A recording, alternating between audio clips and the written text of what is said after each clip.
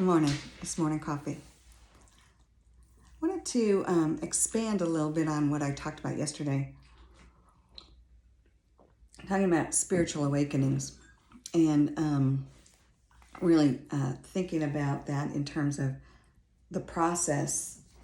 And just briefly wanted to talk about, I did a little research because I wanted to bring some thoughts to you, and there's a lot of different ideas around this. If you go out and Google, which we all do, information. But primarily, there's a lot of information that really kind of resonates and kind of circles around the same concepts. Initially, you're going to have a lot of unhappiness and emptiness, and your perceptions are going to shift. And this is that when we talked about that dark night of the soul that a lot of people label that, this dark, deep, introspective time.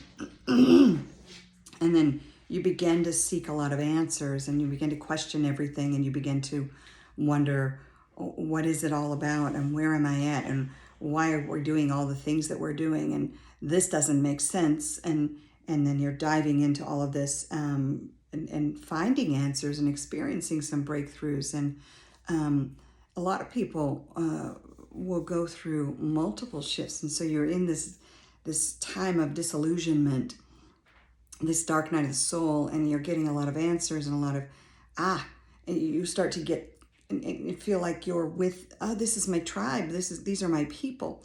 And then what will invariably happen is, as you grow and you understand who you are and what resonates for you and what your space is that you want to be in, you find yourself in another space of disillusionment and feeling lost and thinking, wait a minute, I thought these were my people. I thought these were my tribe. I thought this was right. And then you do more deep inner work. And eventually you're integrating all of this information. And what you're coming to the realization of is nothing is 100% that you're getting from the external, right? We want to find our space of being and our sense of being from other people. Even those of you listening to me are like, oh, that resonates. Oh, that makes sense. Oh, this is, yes, it will. Otherwise, you're not listening. But the reality is, it's helping you find your space.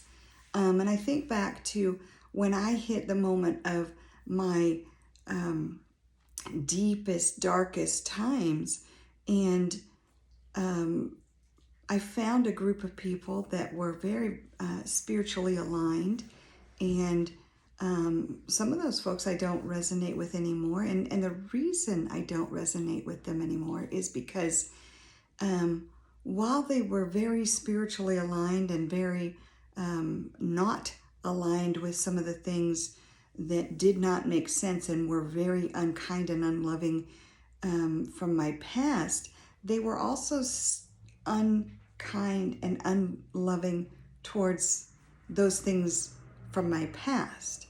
In fact, I had a very poignant moment one time when there was this dissonance because one of my friends at the time was being very ugly towards people of a religious denomination, and it struck a chord for me.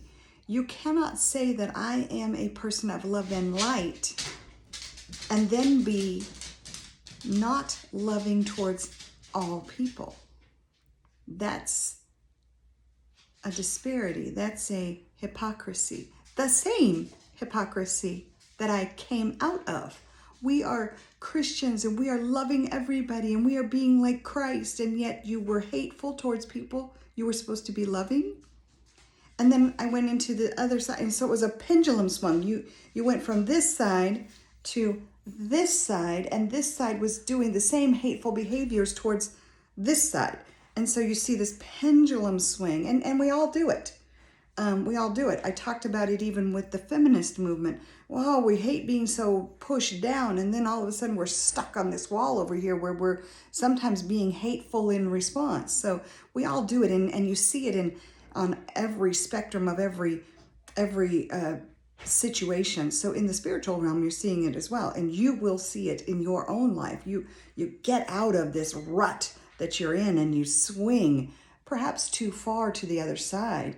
And now, as you grow in your spirituality, in your oneness with source, with universe, with that is and always was and always will be, you will discern, okay, these people may not be as aligned as I thought they were. And it's difficult because you will have to still love them, but step away from that, because now you need to become in alignment with your inner source of truth.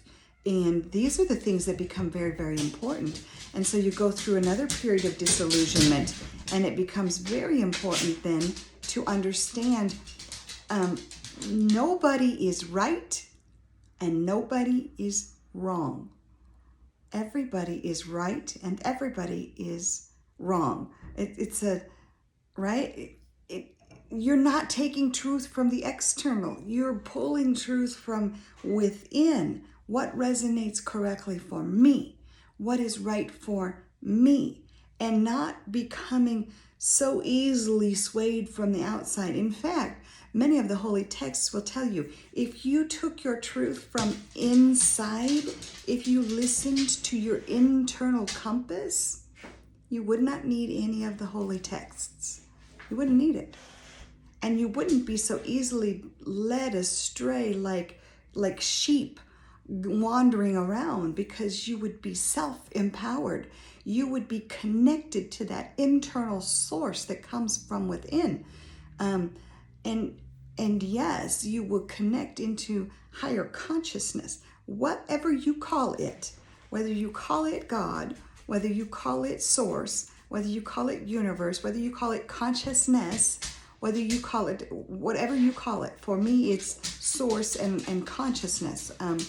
And again, as I've said before, I'm very comfortable in the terms of God and what have you, because I will be relatable to those I'm speaking to. But for me, it is that internal well of understanding that connects me with the collective consciousness, all that is, ever was, and ever will be, which includes all of you and all of your knowledge and all of your knowings.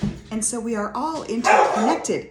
And I have underlinings here, apparently, of the statements I'm making. So I will leave you with those thoughts, and I hope you have a wonderful day. And I hope that's the thoughts for morning coffee today. And have a wonderful, wonderful Thursday as we begin to roll into the weekend.